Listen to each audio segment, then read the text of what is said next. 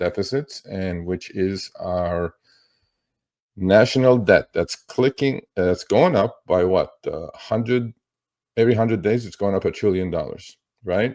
So national debt and deficits are absolutely breaking records in fiscal 2025. Now, the government's fiscal year is not a calendar year. It didn't start in January. It started about 3 months ago. We are breaking records. Why is that? Well, it's because we enjoy printing money and spending money we don't have as a government. So if I did that in my own household, since I don't have a printing machine like they do, by the way, they don't even print anymore because it's too expensive to print currency, supposedly. What they do is the Fed just adds zeros to the ledger. So this is all related to having a broken fiscal policy in this country. And fiscal policy is obviously by the our elected officials in Washington, D.C., be it senators and House of Representatives. The fiscal policy has been broken for a long, long time. And if you're taking in, as income for your treasury, to your treasury, $1 and you're spending $2, you have deficits. Well, you have to pay for those bills. How do they do that? Well, then they go to the Fed, and Fed issues bonds, and credit issues these IOUs that the whole world buys, pension plans buy. In fact, I'm pretty sure if you have a pension plan with a company, you are owning some of the US IOUs, or the bonds, or the notes, or the treasury bills. Like Warren Buffett has about $300 billion dollars worth of treasury bills. He's parking his money there at 4%. But the deficits and the national debt keeps growing. We're at $36.3 trillion. It's going up about $2.5 trillion a year. And you all may say, where is this money going? What's happening here, right? You guys need to start questioning this, because it's affecting every single one of you. How? Debasing of the US dollar. Printing that many dollars and putting it into M2, which is the money supply, creates inflation. Inflation's simple explanation is too many dollars chasing too few goods. And that's what's happening. Right? And we did that during the pandemic. Obviously, the government had to do it. And they printed $7 trillion and pumped it into the economy. That money was never taken out of the economy. And that's why we got inflation. Bug in our system.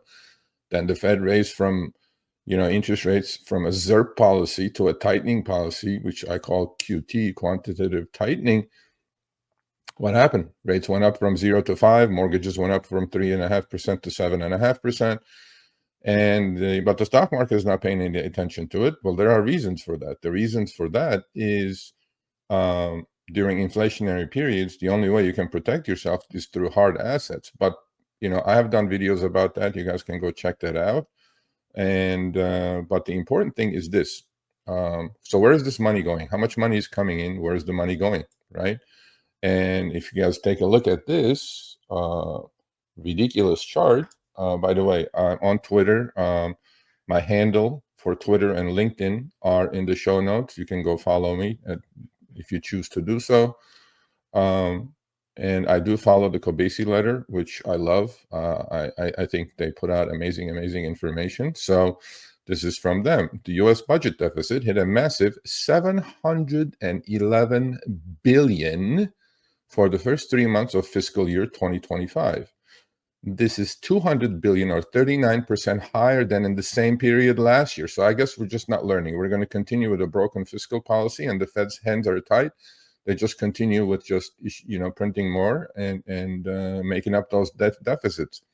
The deficit reached $2 trillion for the full calendar year 2024, up $248 billion year over year. Also, here's the key word.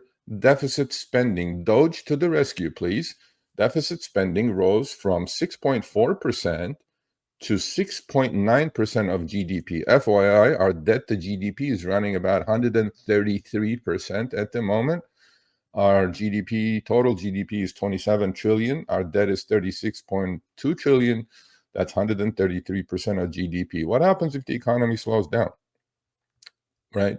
I mean, I'm not even saying recession. What happens if our GDP shrinks a little bit? right? Because all the dollars they're printing and trying to pump the GDP, the ROI is horrible on that. In the old days, we used to get 4-to-1 ROI. Today, we're getting like 47 cents for each dollar we borrow.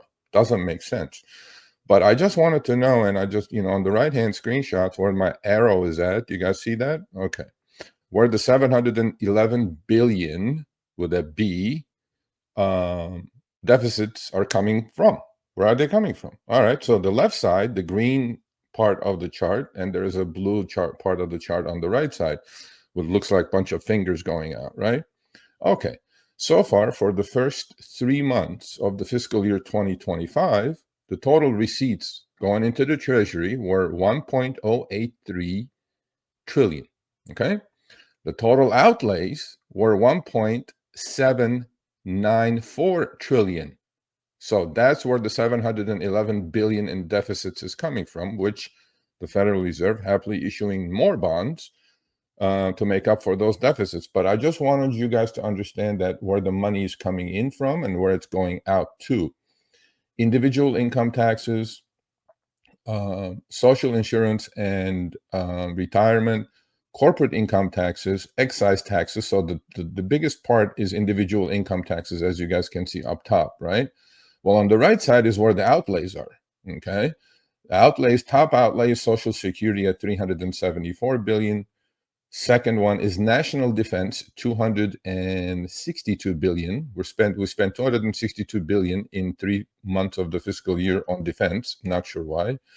Number 3 is obviously health insurance for the Social Security and Medicare we're talking about here. Now, here's the key. Take a look at what number 4 is. Number 4 is creeping up every single time I look at this chart. It's going higher. Number 4 is the net interest on the $36.2 trillion that we're spending or we're paying to the IOU holders, to the bondholders around the world, okay? Net interest, 242 billion. We are almost taking over national defense. Now, why is this net interest going where it's going? Why? Well, we have $36 trillion, which we had 15 years of ZIRP meaning zero interest rate policy in this country after the great financial crisis. So all those bonds are maturing now, and the Fed has to replace those bonds because the deficit and the debt keeps going higher. And consequently, when the Fed raised the rates from 0 to 5%, we have to pay higher rates on all the money that we owe, right? So that's why the net interest cost is going up. Last year, we were at $1.2 trillion that we had to pay interest on our debt. It's like you having a credit card and paying 40% interest rates, right? So when is this silliness going to stop? I don't know. So the new administration is coming in on the 20th, the inauguration, and supposedly and Vivek and Elon are the head of DOGE, Department of Government Efficiency. We're going to find out. We're going to find out what they're going to be able to do. But this is out of control. This needs to stop.